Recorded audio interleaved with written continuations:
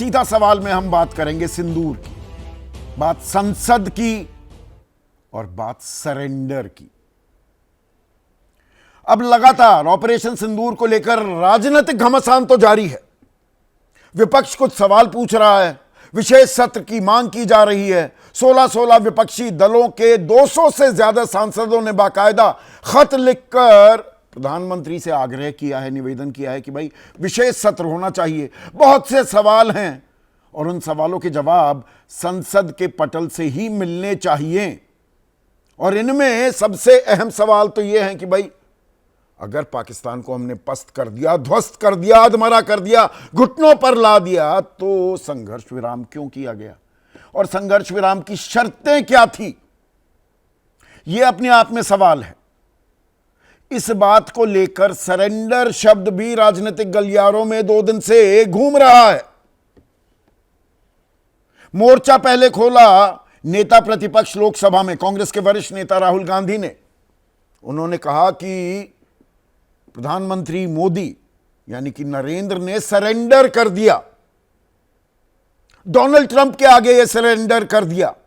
भाई पहले घोषणा या पहली जानकारी तो डोनाल्ड ट्रंप ने दी 10 तारीख को, 10 मई को, कि संघर्ष विराम हो गया है भारत और पाकिस्तान के बीच। अब इस पर सवाल उठा रहे हैं राहुल गांधी।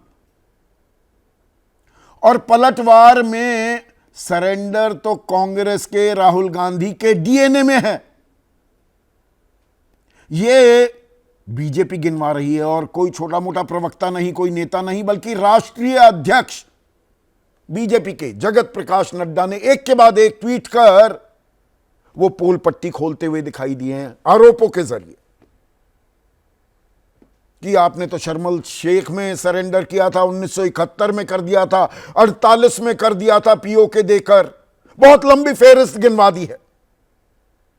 अब किसका दांव, ये सियासी दांव की जोर आजमाइश हो रही है, किसका दांव सही बैठेगा और किसका ब्लंडर साबित होगा?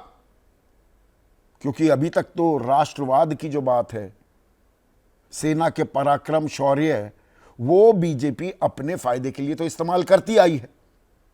और सरेंडर को अब कि सेना के शौर्य पर सवाल उठा दिए। सेना ने कोई सरेंडर नहीं किया है। कांग्रेस कह रही है भाई सेना के सरेंडर की बात नहीं है, सेना तो जीत गई, पर आप किन शर्तों पर पाकिस्तान के साथ संघर्ष विराम को तैयार हो गए, हम सरेंडर उस बाबत कह रहे हैं।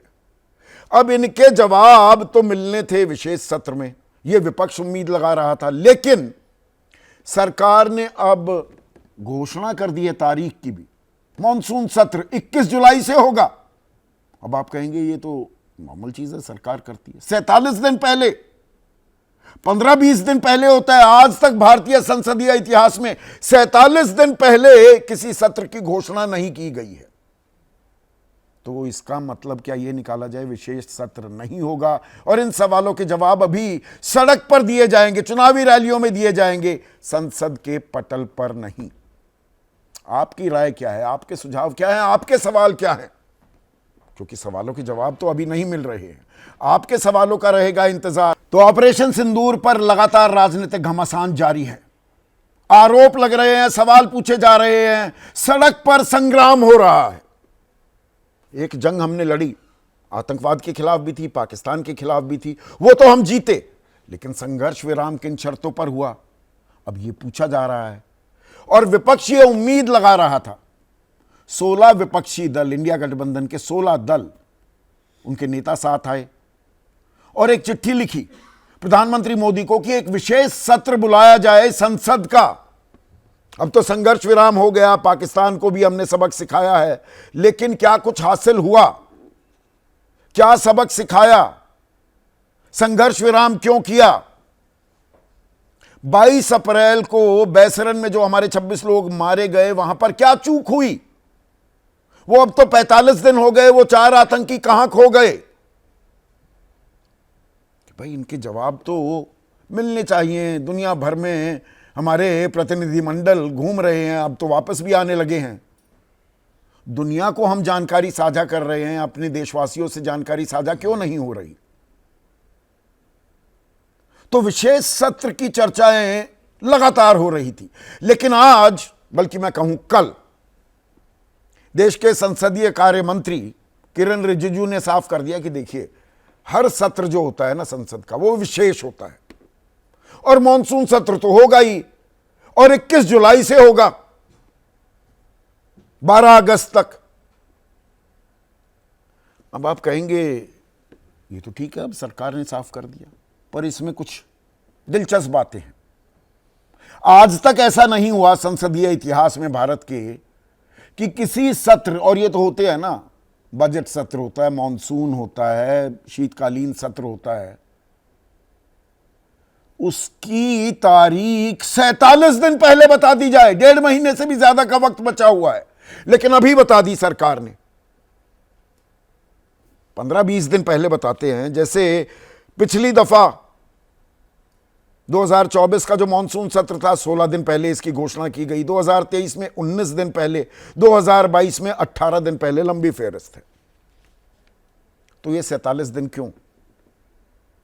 इन सवालों के जवाब ना देने पड़े, ऐसा विपक्ष, कांग्रेस के नेता आरोप लगा रहे हैं कि ये सवाल जो हम पूछ रहे हैं लगातार, इन सवालों के तो जवाब ही देना नहीं चाहती सरकार। जबकि सरकार की तरफ से यह कहा जा रहा है कि भाई आप आग्रह करेंगे तो हम पूरी की पूरी बहस करने को तैयार हैं, सारी जानकारी साझा करने को तैयार हैं ऑपरेशन सिंदूर को लेकर। पर उसके लिए 1.5 महीने अभी रुकना होगा, और इस रुकने के बीच सड़क पर जो संग्राम चल रहा है वो और भीषण होता दिखाई दे रहा है। अब इसमें एक बाण चलाया राहुल गांधी ने, 2 शब्दों का इस्तेमाल किया इसमें, नरेंद्र यानी कि देश के प्रधानमंत्री नरेंद्र मोदी का नाम, और सरेंडर कि नरेंद्र का सरेंडर। यह आरोप लगा दिया राहुल गांधी ने कि भाई किसके कहने पर आपने यह संघर्ष विराम किया? क्या डोनाल्ड ट्रंप ने आपको धमकाया? अगर हम जीत रहे थे, अगर पाकिस्तान गिड़गिड़ा रहा था, बिलबिला रहा था, घुटनों के बल पर रेंग रहा था, तो हम संघर्ष विराम के लिए तैयार क्यों हो गए? क्या कारोबार की धमकी दी, या वो गाजर लटकाई, टैरिफ वॉर बढ़ाने की बात की, 26% जो टैरिफ लगा था, जिस पर 90 दिन का अभी विराम लगा हुआ है, 9 जुलाई तक का, क्या उसके आगे एक जीती हुई जंग में और पाकिस्तान से हम जो लेना चाहें ले सकते थे, उसे क्या हमने छोड़ दिया? ये राहुल गांधी सवाल पूछ रहे हैं। तो राहुल गांधी ने सवाल पूछा तो बीजेपी ने हमला किया, जवाबी हमला, कि जो पाकिस्तान ने नहीं बोला वो राहुल गांधी बोल रहे हैं। और इसमें मोर्चा सबसे आगे संभाला बीजेपी की तरफ से बीजेपी के राष्ट्रीय अध्यक्ष जेपी नड्डा ने। जो हाफिज मसूद ने नहीं कहा वो राहुल बोल रहे हैं। कांग्रेस के सरेंडर से देश का कैलेंडर भरा हुआ है।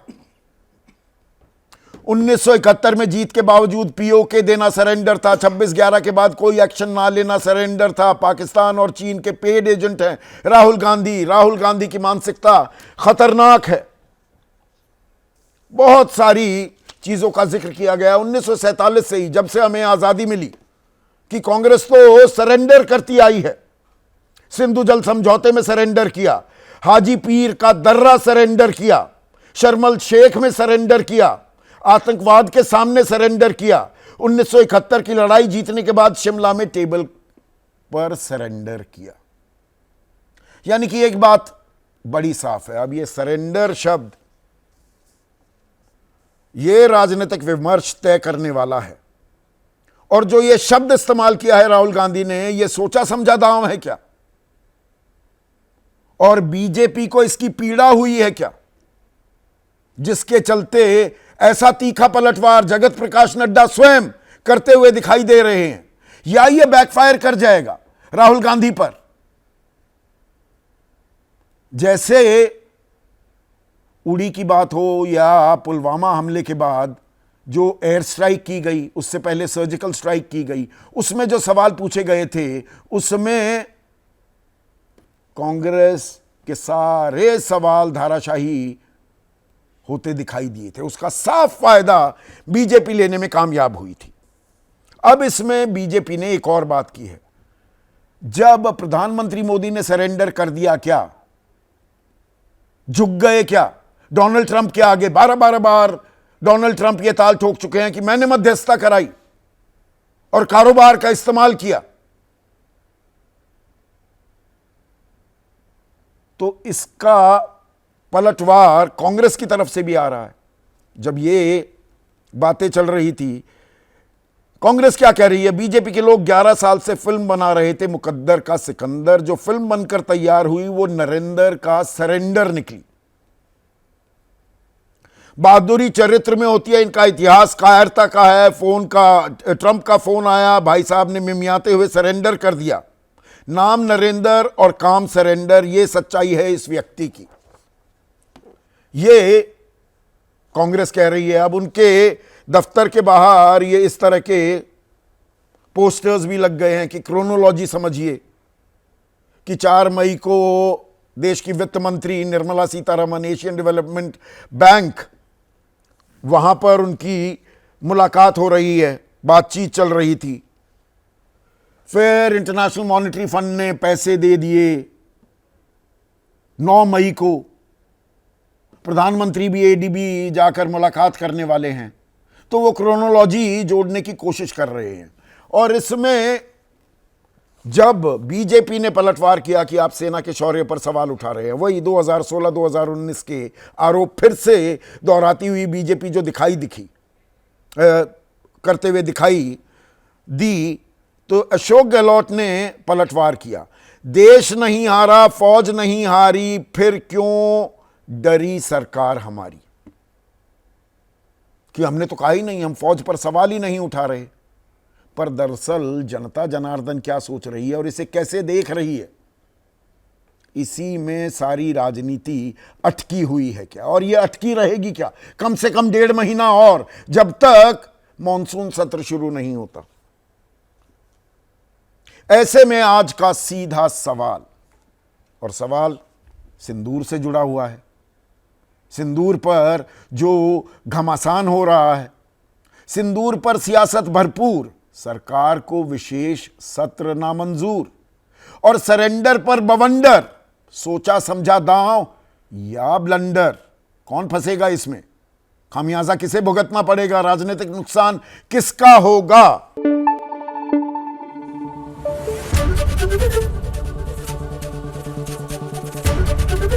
एबीपी न्यूज आपको रखे आगे।